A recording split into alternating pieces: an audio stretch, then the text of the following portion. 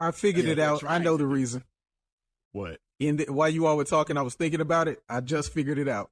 It's because the baseline for black people in America is not as good as the baseline for white people or Asian people. Here's what I mean. Yeah. The baseline is the regular state. It's just what you naturally are. What is not celebrated, it's just what is expected. I started public school in the 2nd grade at Giger Elementary School in Ridgeway, South Carolina. Before that, I went to a private school, which was in my masjid, so it was all Muslims. We were all there learning, and our parents helped teach us. And my mother, every night, she would read stories to my brother and I to tuck us into bed. She would read the regular Disney stories, but she would change them up and make them up as she went along, and it was so good, we didn't like it when somebody else tucked us in because they read straight from the book. Now, I didn't realize that had an impact on me until I got to the 2nd grade, and they stuck me in the general population, because it was basically prison, and they put me in a reading group. Miss Wellington came to me after 15 minutes and took me out of the reading group and put me into another reading group that had less people. And then after 15 more minutes, she stuck me with this nerd named Raphael Jenkins, and she said, it's just going to be you two. And I was like, why do you keep doing this?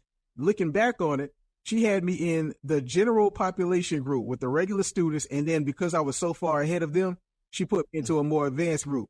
And then I was so far ahead of them, the last person left was just the nerd. It was just me and him.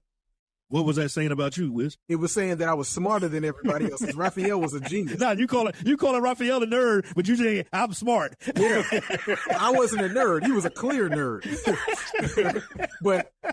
And I realized that because, and the older I got, the more I realized as I would go through middle school and other groups, and I would get put the first month of school in what we call general, and then I would get moved to advanced college prep and stuff like that. My mother valued education more than the parents of my peers at Fairfield Middle School and Fairfield Central High School. It wasn't until I got to Ridgeview that I got to parents that kind of understood, because that was more white people. Because my mother valued education so much, she made education our baseline, and she made our baseline average greater than everybody else.